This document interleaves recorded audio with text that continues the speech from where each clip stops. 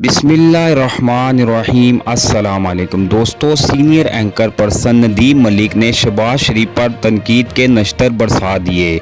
उन्होंने कहा कि मैंने आमरीत के दौर में भी ऐसा नहीं देखा जिस तरह शहबाज शरीफ ने नून लीग के साथ किया है। दोस्तों, अगर आप वीडियो की तफसील देखना चाहते हैं तो गुजारिश है कि चैनल को ज़रूर लाइक और सब्सक्राइब कर दें। देखें वीडियो की तफसील।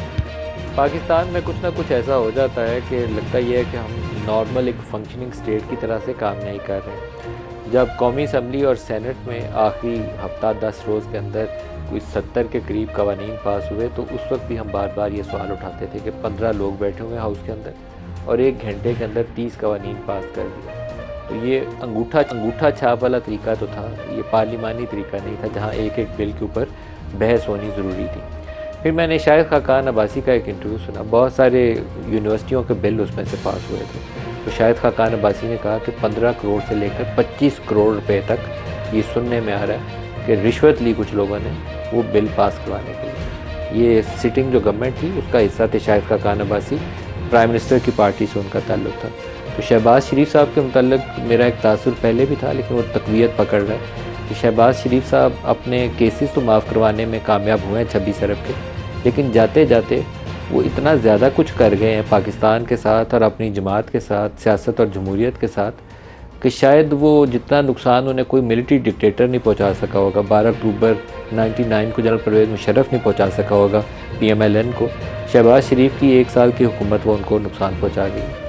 बहुत सारे बिलों के ऊपर शदीद तरह की तशवीश पाई जाती है, जिसमें से एक ऑफिशियल सीक्रेट एक्ट है। ऐसे ही एक बिल था जो बाद में रुक गया, सेनेट में कुछ लोगों ने हिम्मत दिखाई, PMLN से शायद उतनी हिम्मत कोई ना दिखाता, सेनेटर मुश्ताक थे जमात इस्लामी के, वो बोल पड़े, JUI से एक वकील साहब बोल पड़े, और फिर इनकी जमात से भी इरफान सदीकी साहब, उन्होंने भी उसमें हिस्सा लिया।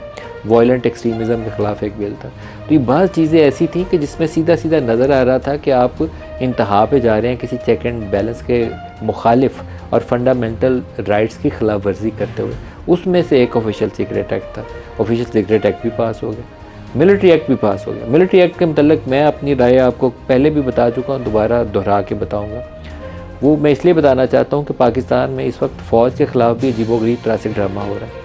फ़ौज को कभी सियासत में मुलव्वस नहीं होना चाहिए। मिलिट्री टेक ओवर्स ज़ालिमाना फ़ेल है, उसने पाकिस्तान को 2 हिस्सों में तकसीम किया। पाकिस्तान में मुसल्लह जत्थे इसलिए बने कि उस वक्त यहाँ पे कोई ना कोई डिक्टेटर काबिज़ था। मैं सख्त मुखालिफ हूँ मिलिट्री टेक ओवर्स का, लेकिन मैं ये कभी नहीं चाहता कि आर्मी चीफ जो सिटिंग है उसके ख़िलाफ़ बगावत के ऊपर लोगों को उकसाया जाए। इसके ऊपर भी मेरी बड़ी क्लियर पोजीशन है।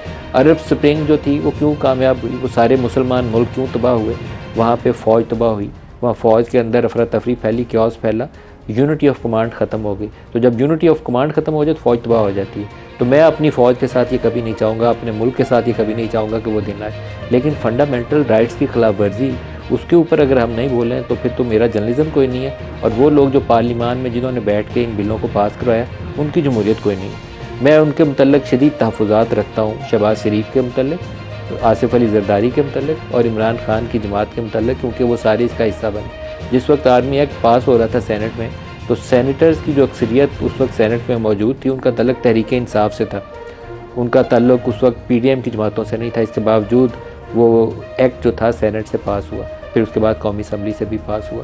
तो ये सारे लोग शरीक जुर्म हैं जो बाद में मगरमच्छ के आंसू बहाएंगे। बहुत सारों के ऊपर हो सकता है आने वाले दिनों में ये ऑफिशियल सीक्रेट एक्ट का इतलाक़ हो, जैसे अभी शाह महमूद कुरैशी पे हुआ है या इमरान खान पे हुआ है, हो सकता है कल इनके ऊपर भी इतलाक़ हो। कल जब इमरान खान इनको पकड़ पकड़ के जेलों में डाल के, तो वो कहता था कि AC उतरवा दो, पंखा उतरवा दो, ये चोर और डाकू हैं, तो उस वक्त भी समझाते थे कि ये बातें मत करो, कुछ चीज़ें जो हैं वो एक ख़ास डिकोरम के अंदर रहते हुए सिविलाइज तरीके से आप करें तो ठीक लगती हैं।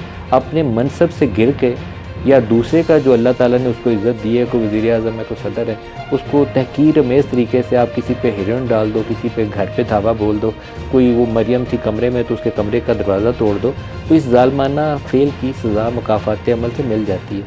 आज मैं एक पुलिस की रिपोर्ट पढ़ रहा हूँ, अटक जेल के अंदर इमरान के सेल के सामने CCTV कैमरा लगाया गया, उसकी ओपन टॉयलेट है और 2-2.5 फुट ऊंची उसके ऊपर इर्द गिर्द उसके दीवार है, ओपन टॉयलेट है और उसकी जगह भी नाकाफ़ी है। इस सूरत हाल में आप एक फॉर्मर प्राइम मिनिस्टर को रखते हैं, मैं इस पे अफसोस है मुझे। मैं इमरान खान की सियासत का हमायती नहीं हूँ जिसने पाकिस्तान में खल्फिशार को हवा दी और वो सेम पेज की सियासत के नतीजे में यहाँ तक आए थे।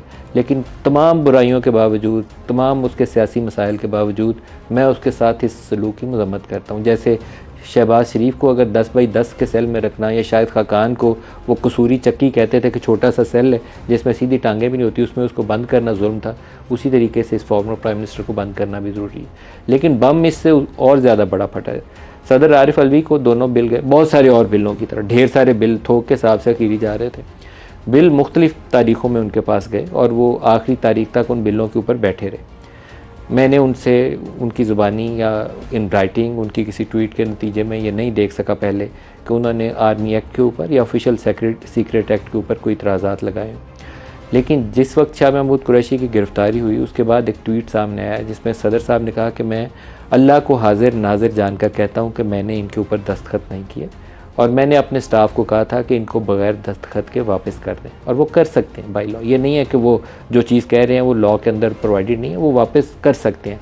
लेकिन वो कहते हैं मेरे स्टाफ ने ऐसा नहीं किया। आज उन्होंने अपने सेक्रेटरी की तब्दीली के हवाले से भी लिखा, और फिर आखिरी लाइन के अंदर उन्होंने माफ़ी मांगी है उन लोगों से कि जिनको इस एक्ट के नतीजे में, आई थिंक कि प्रेसिडेंट साहब एज्यूम कर रहे हैं कि एक्ट बन चुका है, जिनको इस एक्ट के नतीजे में सज़ा मिलेगी या उनके साथ ज़्यादती होगी। अब ये बड़ा इंटरेस्टिंग ट्विस्ट है। सदर साहब उस लॉ को पहले दिन भी वापस कर सकते थे और उन 10 रोज़ के अंदर किसी भी वक्त वापस कर सकते थे। अगर उन्होंने वापस करने को कहा है तो उसका कोई प्रोसीजर होगा, कोई डायरी नंबर डला होगा, कोई मीटिंग के मिनट्स होंगे। और अब भी मैं उनकी बात को अहमियत दूंगा, हेड ऑफ़ स्टेट है, उनके सिग्नेचर के साथ सारा कुछ होता है। किसी सज़ाए मौत के मुजरिम को सज़ा की माफ़ी मिलनी होना तो पाकिस्तान में सिर्फ एक बंदा माफ़ करता है उसको, वो सदर पाकिस्तान है, वो दस्तखत करता है, माफ़ी मिल जाती है। प्रेसिडेंशियल पार्डन जो है किसी सज़ा की माफ़ी की। तो मैं अभी भी सदर के इस दिए हुए बयान को, जो उसने अल्लाह को हाजिर नाजिर अंडर ओथ स्टेटमेंट दी है, वो कहते हैं कि मैंने इसके ऊपर दस्तखत नहीं किए, तो फिर वो लॉ कैसे बना? ये एक ऐसा अचंभा है जिसका मेरे पास कोई जवाब नहीं है। पाकिस्तान के जितने इंटरनेशनल कोविनेंट्स होते हैं वो गवर्नमेंट तो करती है एज एग्जीक्यूटिव अथॉरिटी, लेकिन प्रेसिडेंट की मोहर बिलों को बिल बनाती है, कवानीन बनाती है, उसको वो शक्ल देती है जिसके तहत हम एक फंक्शनिंग स्टेट हैं। वो प्रेसिडेंट अंडर ओथ कर रहे हैं कि मैं इसको दस्तखत नहीं किया।